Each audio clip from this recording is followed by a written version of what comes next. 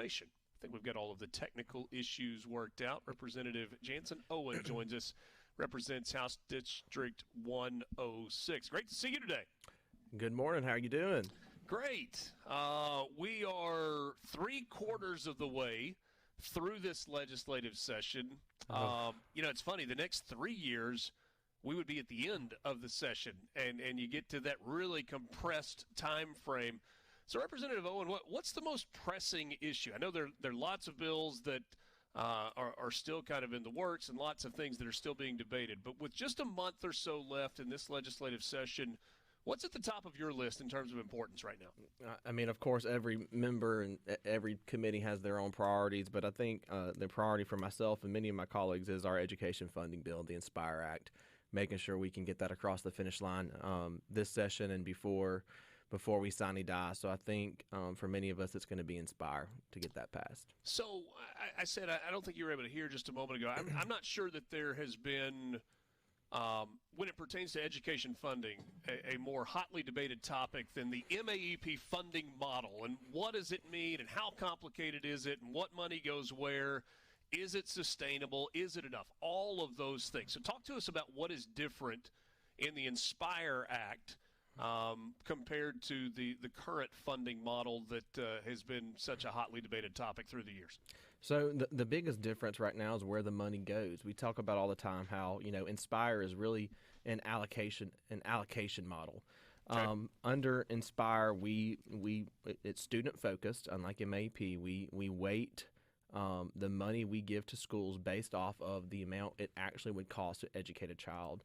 So we set off with a base student cost of $66.50, and then we add additional weights for your English language learners, your special needs students in the different tiers, the low-income students, sparsity districts.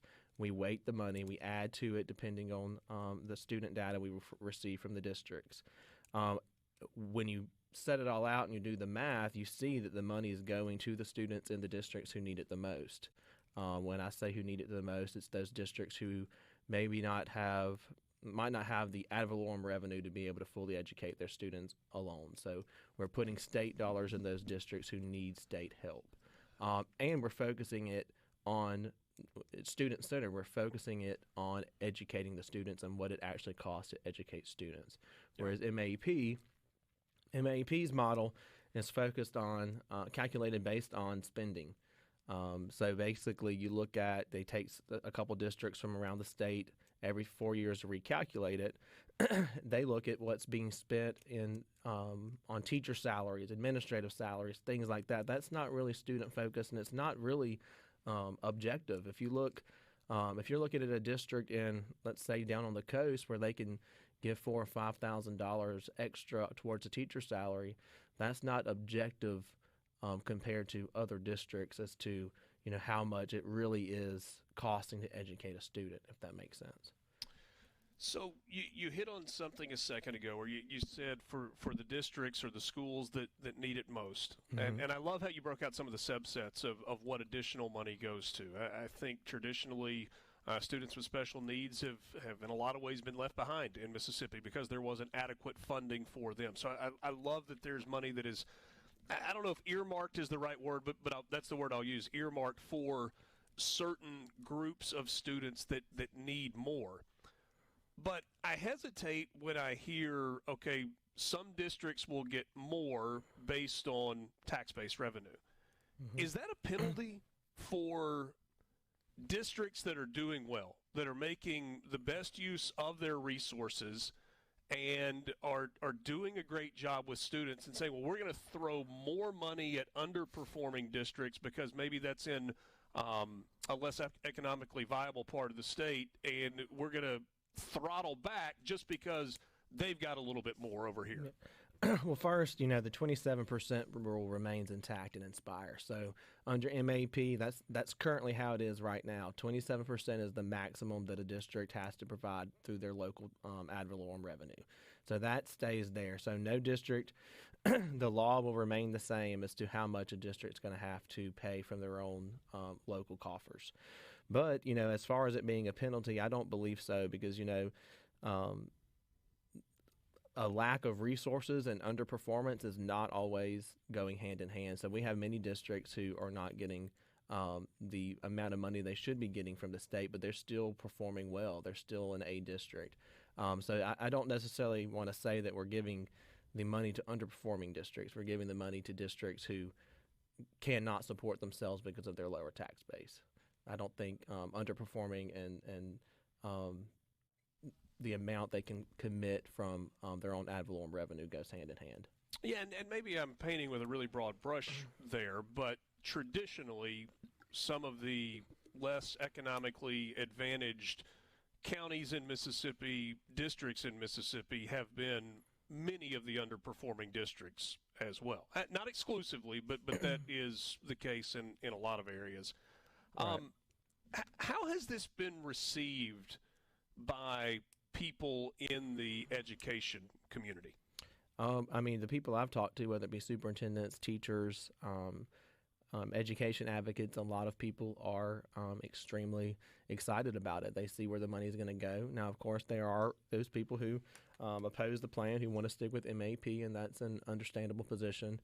But we're trying to move into the future and historically fund our schools, and we don't believe MAP is the way to do that.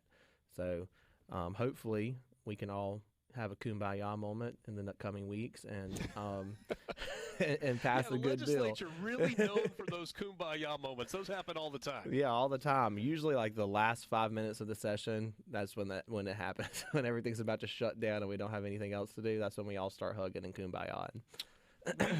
We are up against a break. Do you have time to hang on for just a little while longer, or do you need to run? No, absolutely.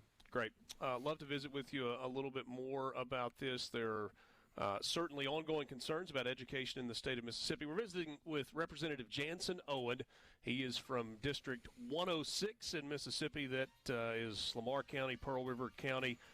He's also vice chair of Judiciary B Committee. Talking primarily, though, about education funding and, in particular, the Inspire Act. Take a quick time out.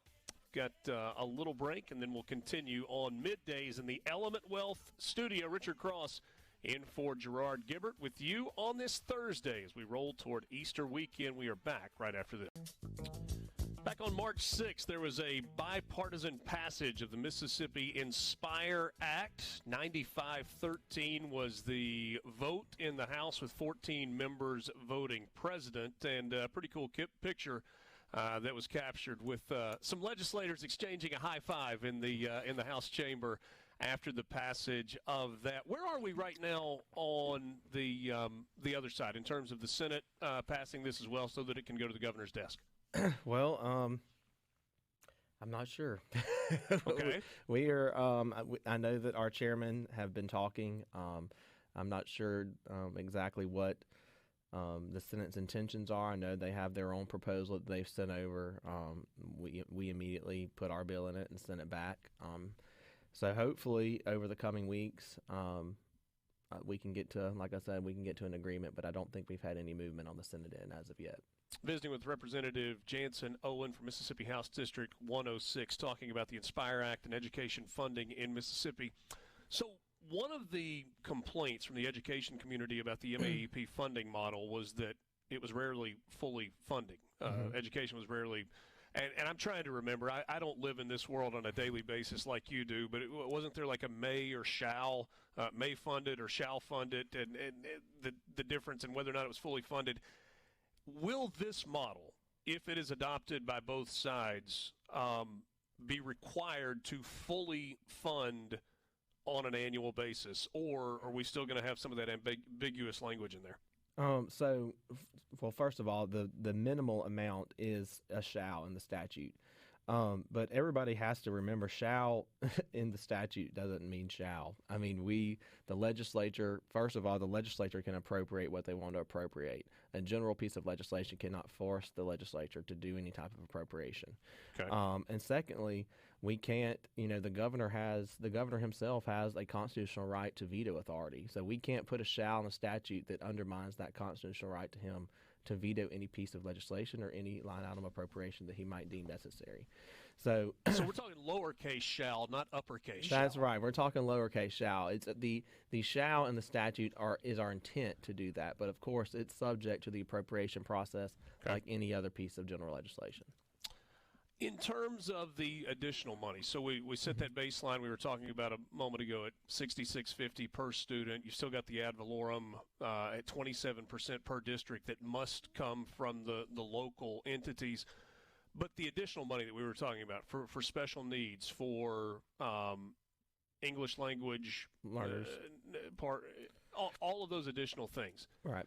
Is there a specific definition of how much money will go to those, or is that something that the legislature will Yeah, there's percentages. So, like for English language learners, I believe it's we tweaked 20%. I think it's 20%. We tweaked around with those weights so much I can't remember exactly which one we came to. But if you're looking at special needs, so we break our special needs into 3 different categories. You have some kids who might have a special needs issue that requires less, whereas you have some students who are extremely nonverbal and hard to teach in a classroom. So we have that separated into 3 different categories, 3 different tiers. The lower tier, I think, is 60% additional, and the higher tier is 170% additional, depending on the classification. I read an article the other day talking about how it was a teacher who read an op-ed in one of our newspapers, and he was talking about how, all of his children in his classrooms are extremely unique. He has one child that, is perfectly well behaved and has got no issues, and then he has another child who has, communication issues, who has prone to outbursts, who gets up and moves around the classroom, and he says, it takes me a lot more to educate that one child than it does the other child. And this plan, is children focused, it's student focused. So we are giving the money to the students as far as what it would cost to educate those particular students. I think that's an important part of the plan. We're focusing on the student. Visiting with Representative Jansen Owen, and we're talking about the Inspire Act. It was passed on the House side back on March the 6th, still waiting with the Senate. The governor has endorsed this and has said that this is something that he would like to see on his desk. So we'll see how that plays out when it's all said and done. Forgive me if I'm kicking over an anthill with this question, and I know that it doesn't. I see you like pursing your lips as I ask. I think most of us would agree that there is wasteful spending that exists in the public education system in the state of Mississippi. Is there any appetite within the legislature to address district consolidation?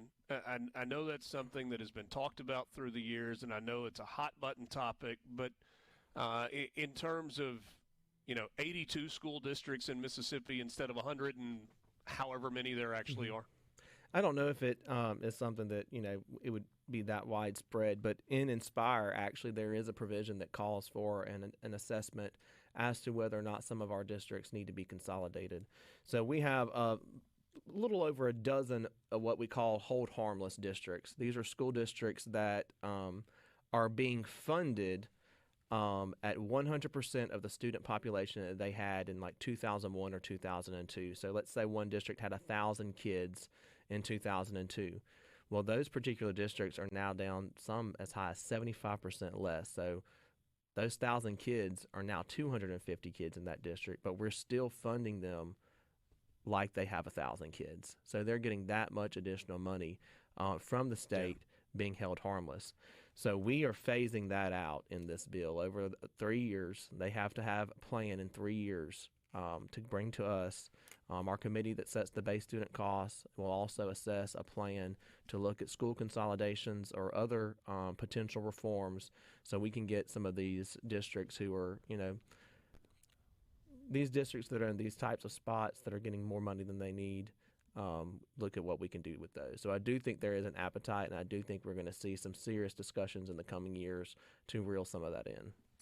So it's been talked about a ton, the success story that especially, I think it's the first grade level, reading levels that have come up so much in the state of Mississippi, and what an incredible success story it's been. When the New York Times, of all places, chooses to write a positive story about public education in Mississippi, then, you feel like something has happened in the positive. I do have this question, Representative Owen. Have we become too reliant on test scores? And I mean, I'm talking benchmark testing, standardized testing at the not grades that you get for a test that you take in earth science. Yes, where everything is driven on a testing model, and you take those tests at the end of April, and it's like, whoa, we made it to the end, nothing to do for the last 3 weeks of school. Yeah, I think we have, and I think, the trend these days, especially in our state, is we really want to try and move away from our serious focus on testing. But when it comes to, look at the feds, look at our accountability metrics. It's hard to get beyond that when we're trying to show the progress we're making in the state. But I do believe that, a byproduct of us working so hard to move our education atmosphere upward is that we've become a little bit too reliant on these testing metrics. And I hope in the coming here in the future we can start pulling away from that some. And frankly, that's a parent question. That's a guy that's got a first grader and a fifth grader and an eighth grader, and who's kind of watched it for the last however many years that they've all been in school, and going, man, it sure would be nice if the focus was on learning and mastery of material. And I think the teachers do an incredible job trying to balance those two things. But it's like, we've got to get these standards so that they're ready for testing, so that the district can grade out, so that the state can grade out. And it's just like, are we lost in the way that we're really trying to educate? And I'm afraid that, I agree with you. I have a kindergartner, and they're already doing stuff to prepare for future testing in kindergarten. Yeah. And I think in kindergarten you need to be learning your ABCs and your colors and stuff like that. But, they're already doing little benchmark tests even in kindergarten. So I think you're right that we're focusing too much on the testing, and I do fear that as we move forward that we're going to start seeing some negative repercussions of that. But I do believe that the will in the legislature is to do something about that. I think we have several bills right now actually pending from both sides that's going to reduce that testing burden in the schools. Last thing for you. You've only got a minute left. As I really appreciate your time. This is a fascinating conversation to me, especially, again, as a parent with kids that are in public schools in Mississippi. We talked about money allocations for areas for the students with more need. Is there any provision for high-performing students? We're thankful for those as well, who may need to be pushed a little extra and may need a little extra. It's a different type of extra that they need, but maybe need that as well. We give extra weights for gifted students, and we also have extra weights for CTE programs as well. So I think that's kind of what our goal to help those students in that realm. Fantastic. Really appreciate your insight today. Wish you and your family a happy Easter, and hopefully we can catch up again. You as well. Thank you, Richard. I appreciate you. Representative Jansen Owen visiting with us. He is House District 106. That's Lamar County and Pearl River County. Kind enough to join us in studio. What a fascinating conversation. It certainly is an ongoing debate here in the state of Mississippi. Best way to fund public education in the school. How are we making sure that money gets into the classroom? Hopefully this is a way that we can get there. Take a quick time out. We're back with you middays. Richard Cross in for Gerard on SuperTalk Mississippi.